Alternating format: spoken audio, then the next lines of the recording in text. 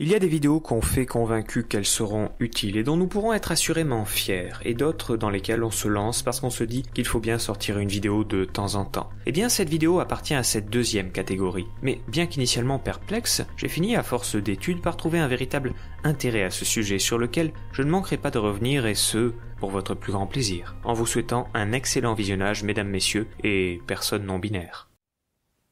Alors aujourd'hui, mes amis, une fois n'est pas coutume, nous allons essayer de réfléchir. Car aujourd'hui, j'ai lu, pour vous, ce livre, intitulé « Divertir pour dominer la culture de masse contre les peuples ».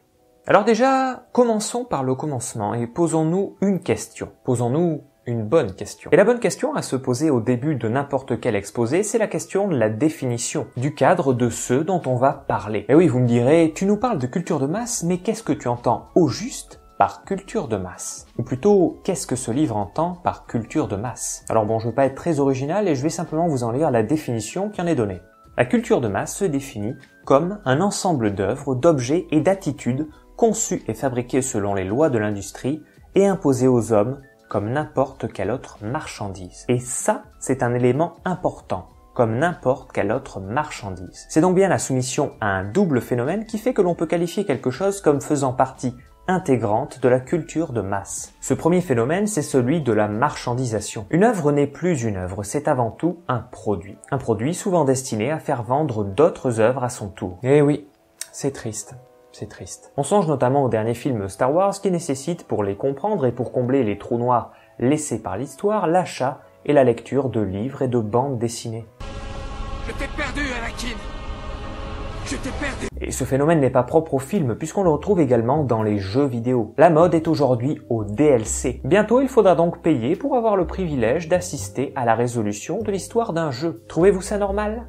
Non. Et je n'exagère pas. Je suis d'ailleurs sûr qu'il y a parmi vous de fins connaisseurs de jeux vidéo qui sauront me citer des exemples de jeux qui nécessitent, pour en connaître la fin, d'avoir au préalable acheté le DLC qui va bien. De nombreux films et de nombreux jeux ne sont donc plus aujourd'hui des œuvres, mais bien des produits destinés à nourrir sans cesse la consommation. Le second phénomène, intimement lié à la culture de masse, est celui de l'industrialisation. On parle souvent des révolutions industrielles, mais on parle moins souvent des révolutions culturelle. Parce qu'à côté des révolutions industrielles est venue se mettre en place une véritable consommation de masse. Rappelez-vous que Henry Ford, voulait vendre des voitures non pas aux seuls riches, mais également à ses ouvriers, ce qui supposait de produire plus et donc à moindre coût. Et donc, si on consomme massivement, il va aussi falloir produire massivement. Et pas uniquement d'efforts de thé, mais aussi de la culture massivement. On cultive la culture de masse. C'est pourquoi aujourd'hui, notez bien qu'on parle de l'industrie du cinéma ou encore de l'industrie du jeu vidéo. Mais quand même,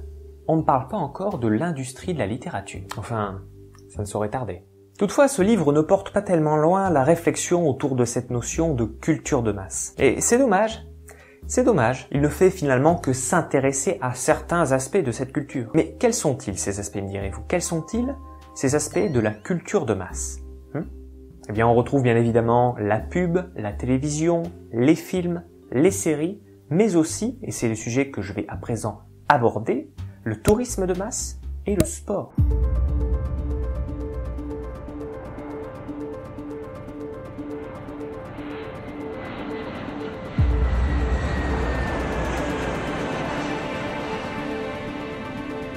Qui dit culture de masse dit aussi, bien souvent, tourisme de masse. Et le tourisme de masse pourrait se définir pareillement à la culture de masse, c'est-à-dire par la soumission à la marchandisation et à l'industrialisation. Ne parle-t-on pas d'ailleurs de l'industrie du tourisme comme on parle de l'industrie automobile? Aujourd'hui, le tourisme de masse nous vend de l'authentique. À l'image de Jean de Florette, l'occidental moyen est en quête d'authentique. Il est en quête d'aventure. Et il achète de l'aventure. L'aventure est en vente, elle est même en solde. Alors que l'aventure, par définition, c'est l'inattendu. Qu'y a-t-il d'inattendu dans le programme soigneusement préparé d'une visite d'un monument historique à un autre? Je vous le demande, messieurs, dames. L'homme a un besoin évident d'inattendu, de surprise, de liberté. Et ce si grand succès du tourisme de masse s'explique justement par le fait qu'il ne retrouve rien de tout cela dans son petit travail implacablement rationalisé.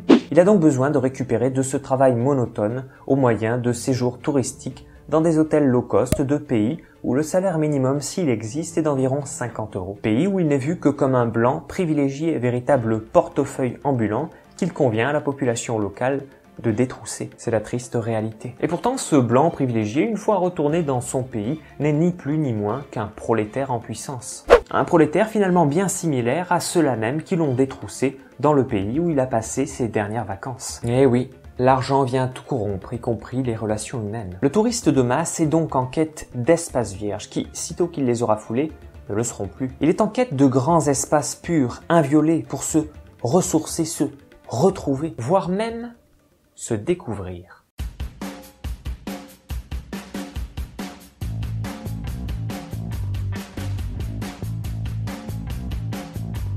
Le livre laisse aussi une large place à la critique de l'idéologie et des valeurs sportives. Notez bien les amis que quand on parle de sport, ici on parle de sport compétition. Ce sport où les gens vont chercher à comparer leurs performances et à savoir qui est la plus grosse performance. Le sport compétition suppose en effet une certaine industrialisation, ou du moins une spécialisation dans un sport bien particulier et même dans un domaine de ce sport en particulier, pour véritablement performer. Le sport compétition, c'est en effet le culte de la performance, du geste parfait, pas du geste spontané, mais du geste qui a été pensé, travaillé et répété des milliers et des milliers de fois jusqu'à ce qu'il ne devienne plus qu'un automatisme, et que le sportif qui l'exécute ne soit alors plus qu'un automate. Rien n'est laissé au hasard. Pas de place pour l'amateurisme. Le geste sportif est ainsi analysé, décrypté et décortiqué. Automatisation et standardisation, voilà les clés pour fabriquer à la chaîne des bataillons de sportifs de haut niveau.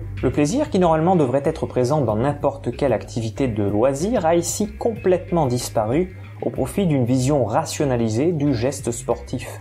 L'objet de tout cela est de retirer du sport sa dimension aléatoire, son aspect inattendu. Mais en retirant cela du sport, on en retire aussi une bonne partie de sa dimension ludique. Et c'est justement en cela que la Panenka de Zidane lors de la finale de 2006 contre l'Italie était aussi géniale. Pourquoi ? Eh bien parce qu'il a pris le foot pour ce qu'il était à la base, à savoir un jeu a priori conçu pour que les joueurs en retirent du plaisir. Le plaisir non pas tellement de la victoire, mais du jeu, et du jeu seul. Zidane, ce soir-là, ne travaillait pas. Il jouait. Le seul plaisir qui réside donc dans le sport, pour beaucoup de sportifs de haut niveau, n'est alors plus que celui de la victoire. Celui d'avoir pu écraser l'autre, d'être le meilleur, de s'imposer. Darwin serait fier. Parce que le sport, c'est la domination du plus fort, parfois du plus tricheur. Sont-ce vraiment là des valeurs à prôner sans la moindre once de recul et d'esprit critique ? Je n'en serais pas si sûr. On notera avec intérêt que les régimes fascistes se sont parfaitement appropriés les valeurs du sport. C'est ainsi que l'Italie de Mussolini avait laissé une large place à l'idéologie sportive ainsi qu'au culte du corps auquel celle-ci conduisait. Bon là je fais un petit peu un raccourci usulien parce que ça n'est pas parce que Mussolini était fasciste et qu'il aimait le sport que pour autant le sport est entaché de fascisme. Alors sans vouloir botter en touche, je pense que ça n'est pas tellement le sport qui est fautif, mais plutôt l'utilisation qui en est faite à des fins politique. Et d'ailleurs, voilà une bonne question. Le sport est-il neutre politiquement ? Il est vrai que le sport compétition se fond quand même très bien dans le paysage libéral. Ce paysage libéral qui nous vend cet esprit de compétition que chacun se devrait de posséder. Cette envie de gagner, cette hargne. Pas de place pour celui qui ne participe pas au struggle for life. À cette course effrénée vers on ne sait quoi d'ailleurs. Car finalement, quelles sont les valeurs du sport ? Gagner à tout prix ? Faire des efforts ? Se sacrifier pour le collectif ? Il y a potentiellement dans le sport des valeurs tout à fait défendables et qu'il serait bon de retrouver un petit peu plus souvent dans la société civile. Mais ne faisons pas non plus comme si le libéralisme ne s'était pas saisi du sport pour en faire l'un des principaux vecteurs de ces valeurs. Le sport est ainsi devenu une sorte de religion, la dernière expression du sacré dans nos sociétés, dit-on. À chaque Coupe du Monde, un véritable rouleau compresseur se met en place pour nous rappeler que la chose la plus importante du mois à venir est la victoire de l'équipe nationale. Allez les Bleus, on est tous avec vous. Et oui, il faut nous faire consommer des matchs de football à la télévision. Il faut nous faire acheter des maillots, il faut nous faire acheter des ballons. Paraît-il qu'un spot de pub de 30 secondes lors de la finale coûtait près de 280 000 €. 30 secondes, 280 000 €, 5 minutes de pub, faites le calcul. Marchandisation, on en revient toujours là. Le sport n'est ainsi plus qu'un prétexte pour vendre du temps de cerveau disponible, comme le disait si élégamment Patrick Lelay.